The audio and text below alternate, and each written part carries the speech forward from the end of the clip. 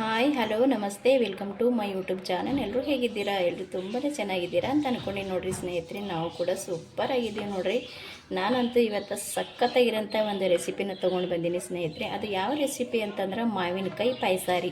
ಈ ಮಾವಿನಕಾಯಿ ಪಾಯಸ ಯಾವ ರೀತಿ ಮಾಡೋದು, ಹ್ಯಾಂಗೆ ಮಾಡೋದು ಅಂತ ಹೋಗಿ ನೋಡ್ಕೊಂಡು ಬರೋಣ ಬನ್ನಿ ಸ್ನೇಹಿತರೆ. ಹೊಸಬರು ಯಾರಾದರೂ ವಿಡಿಯೋ ನೋಡ್ತಾ ಇದ್ದೀರಪ್ಪ ಅಂದ್ರೆ ಪ್ಲೀಸ್ ನಮ್ಮ ಚಾನಲ್ನ ಸಬ್ಸ್ಕ್ರೈಬ್ ಮಾಡಿಕೊಂಡು ಸಪೋರ್ಟ್ ಮಾಡಿರಿ, ಹಾಗೆ ಶೇರ್ ಕಮೆಂಟ್ ಲೈಕ್ ಮಾಡಿರಿ. ಬನ್ನಿ ಇವಾಗ ತಡ ಮಾಡ್ದೇ ಹೋಗಿ ನೋಡ್ಕೊಂಡು ಬರೋಣ ಮಾವಿನಕಾಯಿ ಪಾಯಸ.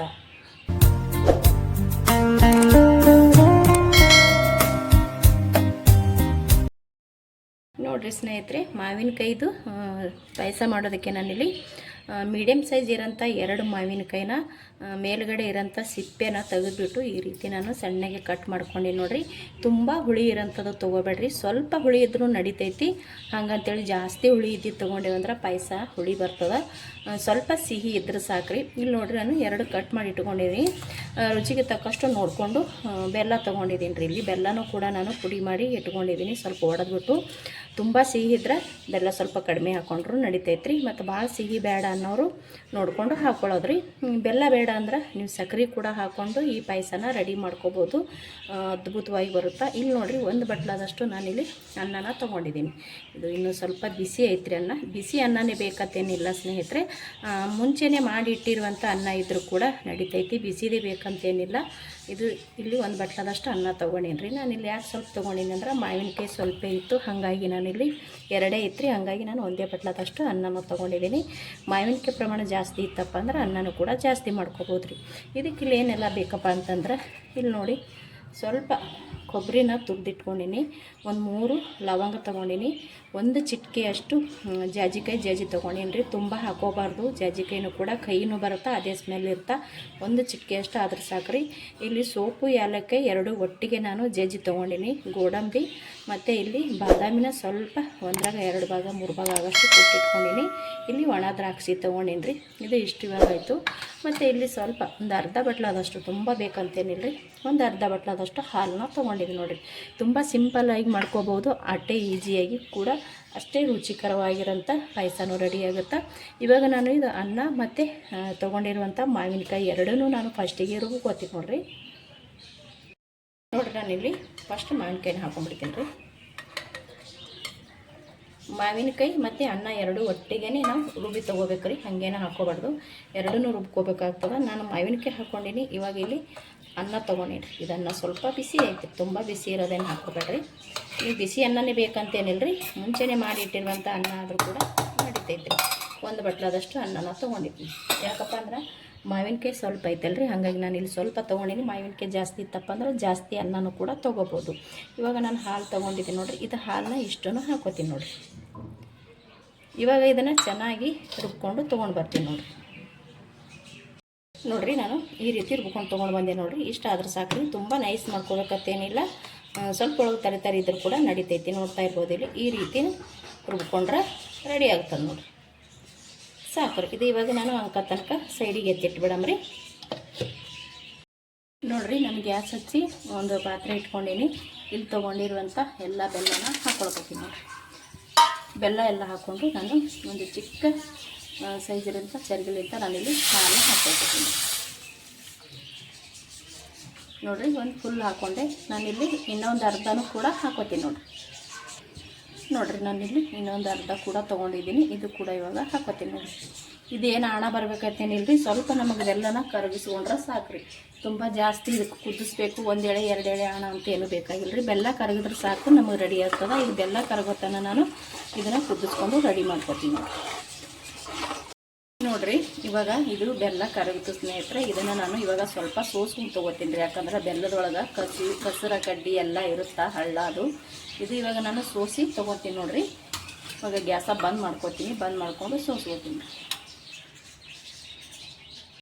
ಒಂದು ಪಾತ್ರೆ ತೊಗೊಂಡಿನಿ ರೀ. ಪಾತ್ರೆದೊಳಗೆ ಸೋಸಿ ತೊಗೊಳಮ್ರಿ, ಯಾಕಂದ್ರೆ ಬೆಲ್ಲ ಭಾಳ ಗಲೀಜಿರ್ತದೆ.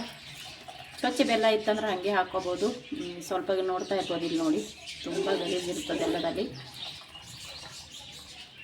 ನೋಡಿ. ಇವಾಗ ನಾನು ಇದನ್ನು ಸೋಸಿ ತೊಗೊಂಡೆ ನೋಡಿರಿ. ಎಷ್ಟೊಂದು ಗಲೀಜು ಐತಿ. ನಾನು ಇದೇ ಪಾತ್ರೆದೊಳಗೆ ಮಾಡ್ಕೊತೀನಿ ರೀ. ಇವಾಗ ಈ ಪಾತ್ರೆನ ತೊಳ್ಕೊಂಡು ತೊಗೊಂಡು ಬರ್ತೀನಿ ನೋಡಿರಿ. ನಾನು ಅದೇ ಪಾತ್ರೆ ತೊಳೆದ್ಬಿಟ್ಟು ತೊಗೊಂಡಿದ್ದೀನಿ, ಗ್ಯಾಸಿನ ಮೇಲೆ ಇಟ್ಟಿನಿ. ಇವಾಗ ಮತ್ತೊಮ್ಮೆ ಅದನ್ನು ಕೂಡ ಇನ್ನೊಮ್ಮೆ ಸೋಸ್ಕೊಳಕತ್ತೀನಿ ನೋಡಿರಿ. ಅದೇ ಪಾತ್ರೆಗೆ ಹಾಕ್ಕೊಳ್ಳೋದೈತಲ್ರಿ, ಹಾಗಾಗಿ ಮತ್ತೊಮ್ಮೆ ಸೋಸ್ಕೊಂಡಿದ್ದೀನಿ. ಇವಾಗ ಇದು ಅಂತೂ ರೆಡಿ ಆಯ್ತು ರೀ. ಇವಾಗ ಕುದಿಯೋಕೆ ಸ್ಟಾರ್ಟ್ ಆಗ್ತದೆ. ಇವಾಗ ಆಲ್ರೆಡಿ ಕುದ್ದೈತಿ. ಇವಾಗ ಇಟ್ಕೊಂಡಿದ್ದೀವಲ್ರಿ ಮಾವಿನಕಾಯಿ ಮತ್ತು ಅನ್ನನ ಸೇರಿಸ್ಕೊಂಡ್ಬಿಡಮ್ಮ. ಮಾವಿನಕಾಯಿ ಅನ್ನ ಎರಡು ಒಟ್ಟಿಗೆ ರುಬ್ಕೊಂಡಿದ್ದಲ್ರಿ, ಇದು ಇಟ್ಟು ನಾನು ಇವಾಗ ನೀಟಾಗಿ ಹಾಕ್ಕೊಂಡು ತಿರುವಮ್ಮ. ಇದು ನಾನು ನೀಟಾಗಿ ಬಚ್ಚಿ ಹಾಕೋತೀನಿ ನೋಡಿರಿ. ನಾನು ಜಾರಿ ಒಳಗಿರೋಂಥದ್ದು ಎಲ್ಲನೂ ಮಾವಿನಕಾಯಿ ಮತ್ತು ಅನ್ನನೂ ಹಾಕ್ಕೊಂಡೆ ನೋಡಿರಿ. ಇವಾಗ ನೀಟಾಗಿ ಇದನ್ನು ನಾವು ಕರ್ಸ್ಕೋಬೇಕು ರೀ. ಚೆನ್ನಾಗಿ ಇದನ್ನು ಮಿಕ್ಸ್ ಮಾಡ್ಕೋಬೇಕು ರೀ. ಇದೇನು ನಾವು ಇವಾಗ ಬೆಲ್ಲದ ನೀರು ಐತಲ್ರಿ, ಇದ್ರೊಳಗೆ ಕರೆಕ್ಟಾಗಿ ಹೊಂದಂಗೆ ನಾವು ಇದನ್ನು ಮಿಕ್ಸ್ ಮಾಡ್ಕೋಬೇಕು ರೀ. ಇದನ್ನು ನಾನು ಇದೇ ರೀತಿ ಸ್ವಲ್ಪ ಮಿಕ್ಸ್ ಮಾಡ್ಕೊಂಡು ತೊಗೋತೀನಿ ರೀ. ನೋಡಿರಿ, ಇದನ್ನು ಸಖತ್ತಾಗಿ ರೆಡಿ ಮಾಡ್ಕೊಂಡೀವಿ ಅಂದ್ರೆ ತಿರುಗಿ ತೊಗೊಂಡೇ ರೀ.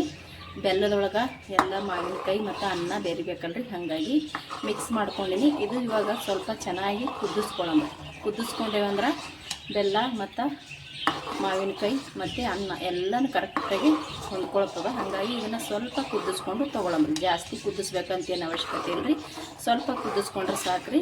ಇದು ಸ್ವಲ್ಪ ಕುದಿಯೋ ತನಕ ನಾವೇನಿಲ್ಲಿ ದ್ರಾಕ್ಷಿ ಮತ್ತು ಗೋಡಂಬಿ ತೊಗೊಂಡಿವಲ್ರಿ, ಅದನ್ನು ಸ್ವಲ್ಪ ಫ್ರೈ ಮಾಡ್ಕೊಳಮತ್ರಿ.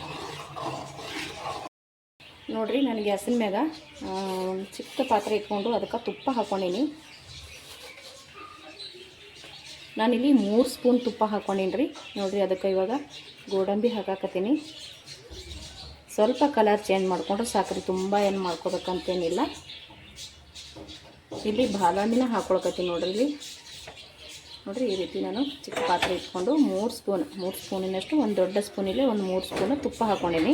ತುಪ್ಪ ಇಷ್ಟ ಇಲ್ಲ ಅನ್ನೋರು ಕಡಿಮೆನ ಹಾಕ್ಕೊಂಡು ಮಾಡ್ಕೋಬೋದು ರೀ. ಇಲ್ಲಿ ನಾನು ಸ್ವಲ್ಪ 3 ದೊಡ್ಡ ಚಮಚಲ್ಲಿ ಒಂದು 3 ಹಾಕ್ಕೊಂಡಿದ್ದೀನಿ ಚಮಚದಷ್ಟು ತುಪ್ಪನ. ಗೋಡಂಬಿ ಮತ್ತು ಬಾದಾಮಿ ಸೇರಿಸ್ಕೊಂಡಿನಿ ರೀ. ಇವಾಗ ನೋಡಿರಿ, ನಾನಿಲ್ಲಿ ಒಣ ದ್ರಾಕ್ಷಿನೂ ಕೂಡ ಹಾಕ್ಕೊಳಕತ್ತೀನಿ.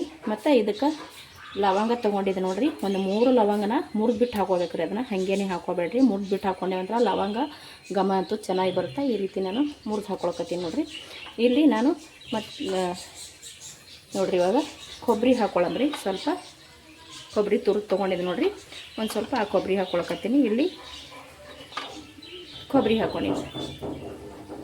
ಇಲ್ಲಿ ಒಂದು ಚಿಟಿಕೆಯಷ್ಟು ಜಾಜಿಕಾಯಿನ ಕುಟ್ಟಿ ತೊಗೊಂಡಿದ್ದು ನೋಡಿರಿ, ಆ ಜಾಜಿಕಾಯಿನ ಹಾಕ್ಕೊಳಕತ್ತೀನಿ. ತುಂಬ ಹಾಕೋಬಾರ್ದು ರೀ ಜಾಜಿಕಾಯಿ, ಸ್ವಲ್ಪ ಹಾಕ್ಕೊಂಡ್ರೆ ಸಾಕು.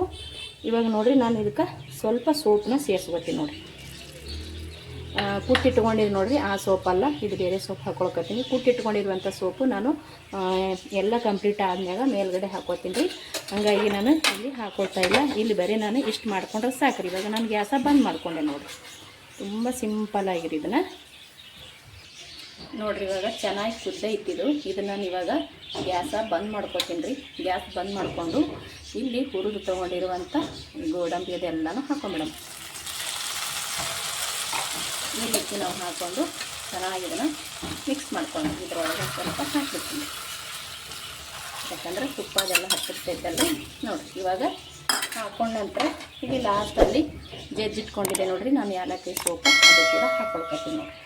ಇವಾಗ ಚೆನ್ನಾಗಿ ಇದನ್ನು ಮಿಕ್ಸ್ ಮಾಡ್ತೀವಿ. ನಾನು ಗ್ಯಾಸ ಬಂದ್ ಮಾಡ್ಕೊಂಡಿನಿ ರೀ. ಗ್ಯಾಸ್ ಬಂದ್ ಮಾಡ್ಕೊಂಡ ನಂತರನೇ ನಾವು ತುಪ್ಪದೊಳಗೆ ಫ್ರೈ ಮಾಡ್ಕೊಂಡಿರುವಂಥ ಗೋಡಂಬಿ ದ್ರಾಕ್ಷಿ ಎಲ್ಲನೂ ಸೇರಿಸ್ಕೊಂಡಿದ್ದೀನಿ. ಇವಾಗ ನೋಡಿ, ಇದು ಚೆನ್ನಾಗಿ ಇವಾಗ ಮಿಕ್ಸ್ ಆಗೋಂಗೆ ತಿರುವಬೇಕು. ಗ್ಯಾಸ್ ಬಂದ್ ಮಾಡ್ಕೊಂಡು ಬಳಕೆ ಹಾಕೋಬೇಕು ನೋಡಿ. ಇವಾಗ ನೀಟಾಗಿ ನಾನು ಇದನ್ನು ತಿರುಗ್ತೀನಿ ನೋಡಿರಿ. ಇದನ್ನು ಯಾಕಂದ್ರೆ ತುಪ್ಪ ಅದೆಲ್ಲ ಕಡೆಗೆ ಹೊಂದ್ಕೋಬೇಕಲ್ರಿ, ಹಾಗಾಗಿ ನೀಟಾಗಿ ನಾವು ಈ ರೀತಿ ರೆಡಿ ಮಾಡ್ಕೋಬೋದು. ಸಖತ್ ಟೇಸ್ಟ್ ಇರುತ್ತೆ ಸ್ನೇಹಿತರೆ, ಖಂಡಿತ ಒಂದು ಸಲ ಟ್ರೈ ಮಾಡಿರಿ. ಇವಾಗಂತೂ ಮಾವಿನಕಾಯಿ ಸೀಸನ್ ಅಂತೂ ಐತಿ. ಮಾವಿನಕಾಯಿ ಸೀಸನಲ್ಲಿ ಹಲವಾರು ಥರ ರೆಸಿಪಿಗಳನ್ನು ನಾವು ಮಾಡಿಕೊಂಡು ತಿನ್ಬೋದು, ಅಷ್ಟು ರುಚಿಕರವಾಗಿರುತ್ತೆ ನೋಡಿ. ಇವಾಗಿಲ್ಲಿ ಇದು ರೆಡಿ ಆಯ್ತು ನೋಡಿ, ಸಖತ್ತಾಗಿ ರೆಡಿ ಆಗೈತ್ರಿ. ಇದನ್ನು ಇವಾಗ ಒಂದು ಬೌಲಿಗೆ ತಗೊಂಡ್ಬಿಡೋಣ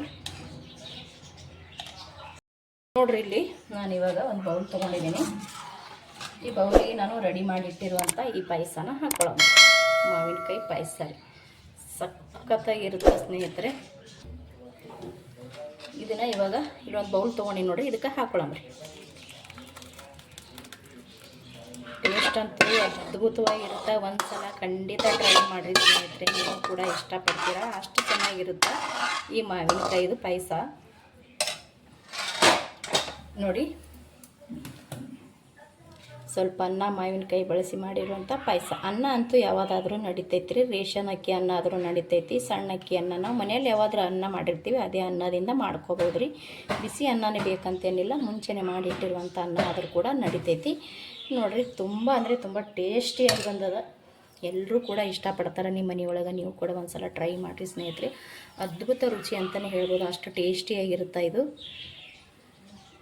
ನೋಡಿರಿ ಸ್ವಲ್ಪ ಸಿಹಿ ಇರೋಂಥ ಮಾವಿನಕಾಯಿನ ತೊಗೊಳ್ರಿ, ತುಂಬ ಹುಳಿ ಇರೋದು ಮಾವಿನಕಾಯಿಯನ್ನು ತೊಗೊಳಕ್ಕೆ ಹೋಗ್ಬೇಡ್ರಿ, ಯಾಕಂದ್ರೆ ಹುಳಿ ಆಗಿಬಿಡ್ತದೆ. ನಾವು ಎಷ್ಟೇ ಬೆಲ್ಲ ಹಾಕೊಂಡ್ರೂ ಕೂಡ ಸ್ವಲ್ಪ ನಮಗೆ ಹುಳಿನೇ ಹತ್ತೈತಿ. ಅದಕ್ಕೆ ಸ್ವಲ್ಪ ಸಿಹಿ ಇರೋಂಥ ಮಾವಿನಕಾಯಿ ಇರುತ್ತಲ್ಲ ರೀ, ಆ ಮಾವಿನಕಾಯಿನ ತೊಗೊಳ್ರಿ, ತುಂಬ ಚೆನ್ನಾಗಿರುತ್ತೆ. ಸಿಹಿ ಇರೋಂಥ ಮಾವಿನಕಾಯಿಯಿಂದ ನಾವು ಪಾಯಸ ಮಾಡಿದ್ರೆ, ನಾನಿಲ್ಲಿ ಅನ್ನ ರುಬ್ಬಿ ಹಾಕ್ಕೊಂಡೀನಿ. ಹಾಗೆ ಹಾಕ್ಕೊಂಡ್ರೆ ಒಂಥರ ಟೇಸ್ಟ್ ಬೇರೆ ಇರುತ್ತೆ. ಈ ರೀತಿ ನಾವು ರುಬ್ಬಿ ಹಾಕ್ಕೊಂಡ್ರೆ ಸಖತ್ತಾಗಿ ಟೇಸ್ಟು ಕೂಡ ಇರುತ್ತೆ, ನಮಗೆ ಪಾಯಸ ಥರನೂ ಕೂಡ ಅನಿಸುತ್ತೆ. ಹಾಗಾಗಿ ರುಬ್ಬಿ ಹಾಕ್ಕೊಂಡಿರುವಂಥ ಅನ್ನ ಚೆನ್ನಾಗಿರುತ್ತೆ ರೀ. ಹಾಗಾಗಿ ನಾನಿಲ್ಲಿ ರುಬ್ಬಿ ಹಾಕ್ಕೊಂಡಿದ್ದೀನಿ. ನಾವು ಮಾಡಿರುವಂಥ ಈ ಮಾವಿನಕಾಯಿ ಪಾಯಸ ನಿಮ್ಗೆ ಇಷ್ಟ ಆಗಿತ್ತಪ್ಪ ಅಂದ್ರೆ ಪ್ಲೀಸ್ ಒಂದು ಲೈಕ್ ಮಾಡಿರಿ, ಮತ್ತು ಹೆಂಗೆ ಬಂದದಂತ ಖಂಡಿತ ಕಮೆಂಟ್ ಮಾಡಿರಿ. ಸ್ನೇಹಿತರೆ, ಹೊಸಬ್ರು ಯಾರಾದರೂ ವಿಡಿಯೋ ನೋಡ್ತಾ ಇದ್ದೀರಪ್ಪ ಅಂತಂದ್ರೆ ಪ್ಲೀಸ್ ನಮ್ಮ ಚಾನಲ್ನ ಸಬ್ಸ್ಕ್ರೈಬ್ ಮಾಡ್ಕೊಂಡು ಸಪೋರ್ಟ್ ಮಾಡಿರಿ. ಹೆಂಗೆ ಬಂದದಂತ ಖಂಡಿತ ಕಮೆಂಟ್ ಮಾಡಿರಿ. ಮತ್ತೆ ಒಂದು ಹೊಸ ರೆಸಿಪಿಯೊಂದಿಗೆ ಸಿಗ್ತೀನಿ ರೀ. ಅಲ್ಲಿ ತನಕ ಮತ್ತೊಮ್ಮೆ ಎಲ್ಲರಿಗೂ ನಮಸ್ಕಾರ ಆ್ಯಂಡ್ ಥ್ಯಾಂಕ್ ಯು. ಇಷ್ಟೊತ್ತನ ವಿಡಿಯೋ ನೋಡಿದವ್ರಿಗೆ ಕೂಡ ಥ್ಯಾಂಕ್ ಯು.